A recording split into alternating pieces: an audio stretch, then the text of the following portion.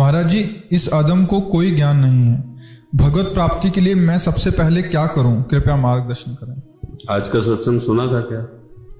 तो आज के सत्संग में इसका उत्तर था, सबसे पहले हमें स्वीकार करना है श्यामा श्याम के सिवा हमारा कोई नहीं है। फिर दूसरी बात स्वीकार करनी, हमने जो कुछ भी अपना मान रखा है वो श्यामा श्याम का था, श्यामा श्याम का है और श्यामा श्याम का ही रहेगा। इसलिए ना कुछ मेरा है और ना मैं किसी का हूं, मैं श्यामा श्याम का हूं। जब ये बात अंदर आती है तो भगवत प्राप्ति के लिए मानो आपने कमर कस ली और फिर इसका जब आचरण में उतार लेते हैं तो हमारी साधना बन जाती है। एकमात्र प्रभु के सिवा कोई हमारा नहीं। अब हमारे माता पिता भाई बंधु जो भी हैं वो प्रभु के ही स्वरूप हैं। हमारा जो कर्तव्य उनके प्रति है प्राणपन से उस कर्तव्य को करें और यही मांगे कि हे प्रभु इस सेवा का फल हो कि आप प्रसन्न होगा। इसी से भगवत प्राप्ति।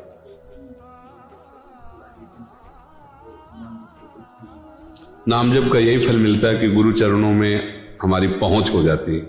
जैसे हम क्या जाने कौन गुरु हैं हमारे, हम क्या जाने कि हमें कहाँ जा करके उपदेश लेना चाहिए, तो हम पहले नाम जप शुरू करते हैं। तो नाम जिनका शुरू करते हैं वो गुरुदेव ही है, जगत गुरु भगवान श्री हरि। उनका जब नाम जप करते हैं तो वही हमें कृपा करके जिस रूप में स्वीकार करना होता है वहां पहुंच जाते हैं। नाम जप का फल हुआ गुरुदेव की प्राप्ति और गुरुदेव की प्राप्ति का फल हुआ नाम की आसक्ति। अब जी नहीं सकते नाम के बिना। ये कहते नाम बेकार हो गया तो बिल्कुल गलत बात है, किसी की बात मत मानना। नाम अविनाशी सच्चिदानंद में कभी बेकार नहीं हो सकता, कभी बेकार नहीं हो सकता, कभी किसी की ताकत नहीं। एक बार बोला राधा और इसको कोई नष्ट कर दे, ऐसा कोई पाप नहीं, ऐसा कोई कर्म नहीं, ऐसा कोई देवता नहीं। यह अमोघ अविनाशी सच्चिदानंदमय, समझ रहे हो? हाँ, प्रेम रस प्राप्ति के लिए उस नाम की कृपा से जब गुरुदेव वही नाम देते हैं और उनके आदेश का हम पालन करते हैं तो हमारा अहंकार नष्ट हो जाता है। समझ रहे ना कि मेरे में तो कोई सामर्थ्य नहीं, मेरे गुरु कृपा से नाम चल रहा, मेरी गुरु कृपा से साधन बन रहा, कृपा ही मेरे जीवन। अहंकार गलित होना, दैन्यता आना भगवत प्राप्ति का स्वरूप है। तो इसलिए कहा जाता है कि गुरुदेव की शरण जाओ, क्योंकि अहंकार और किसी साधन से विकसित नहीं होगा।